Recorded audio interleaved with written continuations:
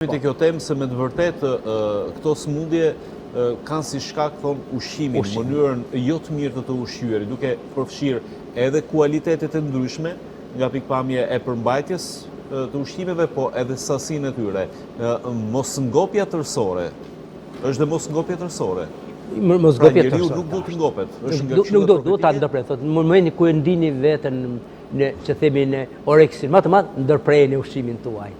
Dhe për mua, thot, për umetin tim, unë mas shumë t'i frikson ata që i kanë barë stomakun e madhë, për tacin dhe gjumë vrashësi, dhe flejnë gjumë. Unë frikson mas shumë t'i.